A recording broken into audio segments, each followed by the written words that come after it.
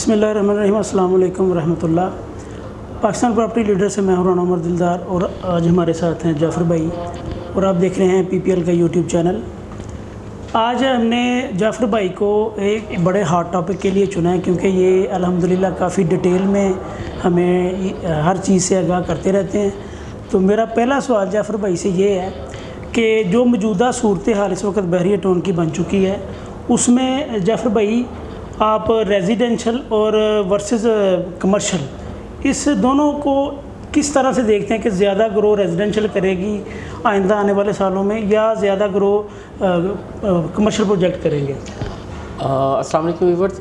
दिलदार भाई, ये देखें कि जो पिछला अरसा गुजरा है उसमें सारा का सारा रेजिडेंशियल ने बहुत ज़्यादा ग्रो किया है। ठीक है, आप विलास की प्राइजेज़ देखें, प्लॉट की प्राइजेज़ देखें, तकरीबन 150-200 गुना तक प्लाट की जो प्राइजेज़ हैं, विलास की जो प्राइजेज़ हैं वो बढ़ी हैं। लेकिन पिछले 3-4 महीने से आपने देखा है कि बिल्कुल स्टील एंड किसी किस्म की प्राइजेज़ में इजाफा नहीं हुआ।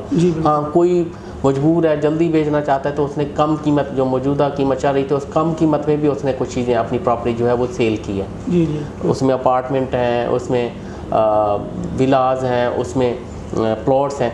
अब लेकिन कि पिछले 4 महीनों से आपने ये भी देखा होगा साथ के जो कमर्शियल एक्टिविटीज़ हैं वो बहुत ज़्यादा उसको अरूज है। इतना बहरिया में पहले नहीं आया, माल थे लेकिन इतना ज़्यादा तेज़ी से नहीं बिके जितनी अब तेज़ी से चल रही है। उसकी मैं मिसाल दूंगा, जैसे कि क्यू लिंक्स लाहौर से उन्होंने मूव किया, रिसेंटली मूव किया, और रिकॉर्ड सेल हमारे ऑफिस से भी रिकॉर्ड सेल है, 15-20 दिन की जो सेल है उनकी माशाल्लाह से चल रही है।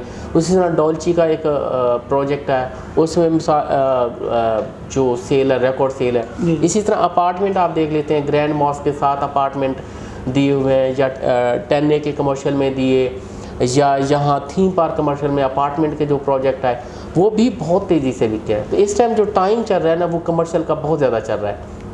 अच्छा, अभी इस चीज़ को किस नज़र से देखते हैं कि आइंदा आने वाले कितने साल ये कमर्शियल के लिए बहुत अहम है? क्योंकि देखें ना, वैसे तो ओवरऑल मार्केट इस वक्त स्टिल हुई है लेकिन कमर्शियल पे फिर भी काम चल रहा है। तो सेलिंग एंड बाइंग तो देखें ना, जब मार्केट डाउन से डाउन भी होता भी होती रहती है, लेकिन कमर्शियल में अभी ज़्यादा देखने में आ रही है। तो आपका क्या इसमें ओपिनियन है कि हम कमर्शियल में ज़्यादा इन्वेस्ट करें? अच्छा, इसमें देखें कि जैसे जैसे आबादी बढ़ रही है वैसे वैसे कमर्शियल की भी मांग जो है वो ज़्यादा होती जाएगी।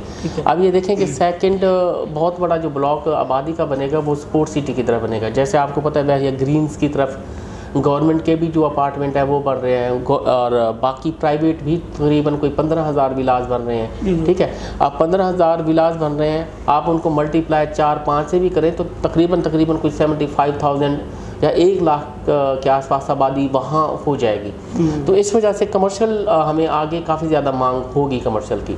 आगे जो भी अभी इन्वेस्ट देखें कमर्शियल के कुछ मैं थोड़ी सी चीज़ें और भी बताता जाऊँ कि ये तकरीबन कोई 1.5 साल पहले ये जो कमर्शियल का ग्राउंड है ये 50,000 पर स्क्वायर फीट के हिसाब से बिका है। अब इस टाइम तकरीबन इसकी जो प्राइस है 90,000 पर स्क्वायर फीट से क्रॉस कर चुकी है। ठीक है, ये ज़्यादा इसकी मांग होने की वजह से। और सेम मैं मिडवे कमर्शियल ए और बी की बात करता हूँ तो वहाँ जो ग्राउंड था वो 30 से 32,000 पर स्क्वायर फीट बिका है और इस टाइम वो 45,000 पड़ चुका है। और इसी तरह जो हमारा कमर्शियल आ जाता है, लिबर्टी कमर्शियल आ जाता है, वहाँ भी रेट ऐसे 30,000 32,000 थे, लेकिन इस टाइम वहाँ भी कोई 50-55,000 ग्राउंड का जो रेट है वो हो चुका हुआ है।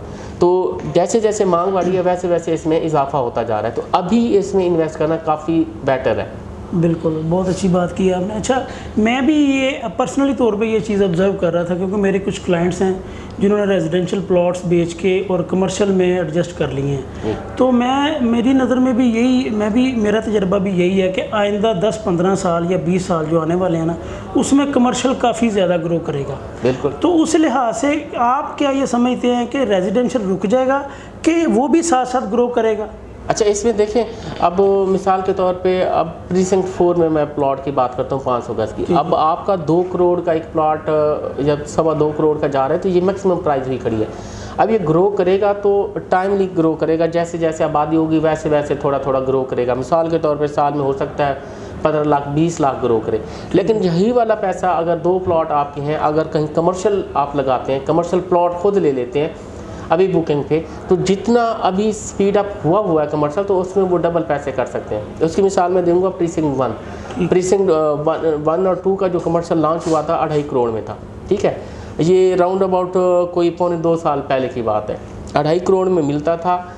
और अब जो उस कमर्शियल की जो प्राइस है वो हो चुकी है तकरीबन कोई 4.5 से 5 करोड़ रुपए इस टाइम। आप ये देख लें कि ऑलमोस्ट डबल हो चुका हुआ है। तो सेम चीज़ अली ब्लॉक के गेट कमर्शियल है, वहाँ कोई परचेजिंग करता है, और इसी तरह 11A का कमर्शियल है, और कहीं भी कमर्शियल पट्टी में कोई प्लॉट उनको मिल रहा है एक नॉर्मल प्राइस में, तो उनको ले लेना चाहिए। ज़बरदस्त। यानी कि आपके कहने का मकसद ये है कि ये तो होना ही नहीं कि रेजिडेंशियल के रेट्स रुक जाएं। रुकेंगे नहीं, क्योंकि रुकने वाली बैरिया में तो कोई चीज़ नहीं है, क्योंकि बैरिया ऑलरेडी एक ब्रांड है। इसमें ये हो सकता है कि कमर्शियल के रेट ज़्यादा फास्ट तरीके से ग्रो करें, बिल्कुल वर्सेस रेजिडेंशियल प्रॉपर्टी के। मैं एक बात आपकी बात काट रहा हूँ कि अभी मेरी एक क्लाइंट से बात हो रही थी, ये कोई 2 साल और कुछ माह पहले की बात है। मैं जब शुरू में आया था तो मैं उनको कमर्शियल लेके दे रहा था जहाँ डोमिनियन दी ग्रैंड है बन रहा है। मुझे उस वक्त राउंड अबाउट हमें तकरीबन 1 करोड़ के आसपास की डील पड़ती थी, 1 लाख के आसपास पर यार्ड की पड़ती थी, और वहाँ अब प्राइस जो है 2 लाख पर यार्ड हो चुकी है, इससे भी ऊपर हो चुकी है, यानी आपको मिलना मुश्किल हुआ खड़ा है। अब ये देख लें कि अगर आप 10 करोड़ इन्वेस्ट किए हुए होते 2 साल पहले, तो आपको 20 करोड़ वहाँ मिल रहे हैं। और अभी जो कमर्शियल एक्टिविटी जैसे स्टार्ट हुई है, इस तरह से कमर्शियल का रेट बहुत स्पीड अप है। 1 साल तक जो 10A ओल्ड कमर्शियल था, 1 करोड़ 25 लाख की जो डील थी, वो 80 लाख 90 लाख में बिकती रही है, लोग देते रहे, किसी ने नहीं खरीदा। अब वही डील जो है वो 2 करोड़ से क्रॉस कर चुकी है, 2 करोड़ 25 लाख, 2 करोड़ 50 लाख, इवन के 3 करोड़ तक भी वो डील 125 गज वाली पहुंची हुई है, कमर्शियल एक्टिविटीज़ होने की वजह से। बिल्कुल जाहिर है। देखें व्यूअर्स, अगर जिस भी जगह पे कमर्शियल ज़्यादा जल्दी ग्रो करता है तो जाहिर है कि वहाँ की रेजिडेंशियल प्रॉपर्टी भी ग्रो करती है, लेकिन थोड़ी कमर्शियल से वो ज़्यादा स्लो होती है, कमर्शियल उससे ज़्यादा तेज़ होता है। ये तो हर जगह की प्रॉपर्टी का यही है। आप कहीं भी ओवरऑल नज़रें उठा के देखें तो आपको यही देखने को मिलेगा कि कमर्शियल ज़्यादा जल्दी ग्रो करता है और रेजिडेंशियल बहुत स्लो, कमर्शियल के मुकाबले में स्लो करता है। मेरा जाफ़र साहब से अगला सवाल ये है कि हमें काइंडली कमर्शियल प्रोजेक्ट के वो कुछ टॉप कमर्शियल बता दें कि जो इस वक्त बैरिया टाउन में जिसमें इन्वेस्टमेंट करके कम वक्त में ज़्यादा अर्निंग की जा सके।